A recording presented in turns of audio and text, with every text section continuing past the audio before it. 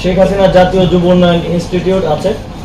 আমরা এটার নাম পরিবর্তন করতে চাই, যেহেতু বাংলাদেশে একটা ম্যাসাকারের সাথে শেখ হাসিনার নাম জড়িত আছে, কঠিন সময় পার করছে এবং এখন আমাদের কাছে প্রধান চ্যালেঞ্জ হয়ে দাঁড়িয়েছে জাতীয়ভাবে ল অ্যান্ড অর্ডার রিএনফোর্সমেন্ট। এবং আমি আজকে সচিবালয়ে এখানে এসেও সেটাই ফেস করছে যে ল অ্যান্ড অর্ডার সিচুয়েশনের জন্য আমাদের নারী বিশ্বকাপটা আমাদের বাংলাদেশে ভেন্যু হওয়ার ক্ষেত্রে একটু হুমকির মুখে আছে।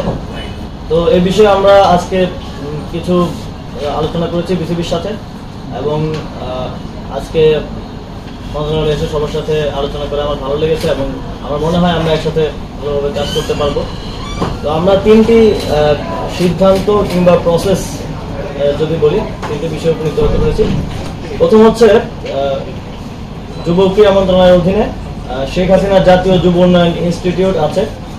আমরা এটার নাম পরিবর্তন করতে চাই, যেহেতু বাংলাদেশে একটা ম্যাসাকারের সাথে শেখ হাসিনার নাম জড়িত আছে এবং হাজার সহস্র ছাত্র জনতা মারা গিয়েছে।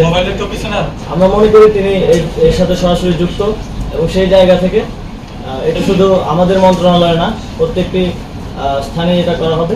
তো শেখ হাসিনা জাতীয় যুব উন্নয়ন ইনস্টিটিউটের নামটা আমরা পরিবর্তন করে বাংলাদেশ জাতীয় যুব উন্নয়ন ইনস্টিটিউট করছি এবং এই বিষয়ে প্রসেস চলমান থাকবে এবং দ্রুতই এটা কমপ্লিট হবে। নারী টি-20 বিশ্বকাপের বিষয়ে আমরা বিসিবির সাথে কথা বলেছি। যেই ইস্যুগুলো হচ্ছে তার মধ্যে সবচেয়ে গুরুত্বপূর্ণ হচ্ছে সিকিউরিটি এনশিওর করা। সিকিউরিটি এনশিওর করার ব্যাপারে স্টেট লেভেল থেকে কিছু কাজ করার ব্যাপার আছে। আমি আজকেই যমুনাতে গিয়ে ইউনুস স্যারের সাথে এই বিষয়ে বিস্তারিত কথা বলবো এবং তিনি একজন ক্রীড়াপ্রেমী মানুষ, তিনি অবশ্যই এটিতে আমাদেরকে সহযোগিতা করবেন এবং স্টেট লেভেল থেকে সিকিউরিটিটা আমরা এনশিওর করবো। আমরা ইউএন এর সাথেও কথা বলবো যাতে তারা সাজেস্ট করে কিছু দেশের ট্রাভেল রেস্ট্রিকশনস আছে সেগুলো যাতে সমাধান করা যায়। আর অবকাঠামোগত কিছু উন্নয়নের ব্যাপার আছে, সেগুলো মাননীয় সচিব আমাকে নিশ্চিত করেছেন যে কমপ্লিট করা হয়ে যাবে এর মধ্যেই। এবং বিসিবির বিষয়ে, যেহেতু বিসিবি একটি অটোনমাস ফেডারেশন, তো সিদ্ধান্ত তো আমরা দিতে পারবো না, আমরা বিসিবি থেকে সাজেশন নিতে পারবো, তাদেরকে সাজেশন দিতে পারবো। সো বিসিবির সভাপতি অনুপস্থিত আছেন।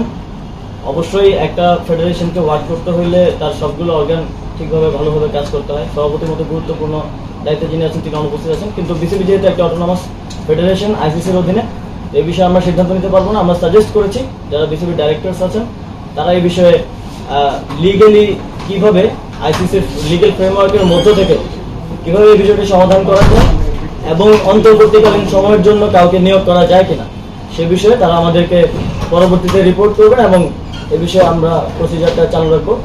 তো এই তিনটি সিদ্ধান্ত কিংবা প্রসেস যাই বলেন আজকে আমরা উপনীত হতে পেরেছি এবং সামনে আরো আজকে আমি সময় দিতে পারছি না, কারণ আমাদের আপনারা জানেন প্রধান বিচারপতির শপথ গ্রহণ অনুষ্ঠান আছে। তো আমরা আরো বিস্তারিত কথা বলবো, আমি আবার এসে হয়তো আরো বিস্তারিত কিছু বিষয়ে সিদ্ধান্ত আমরা নিতে পারবো।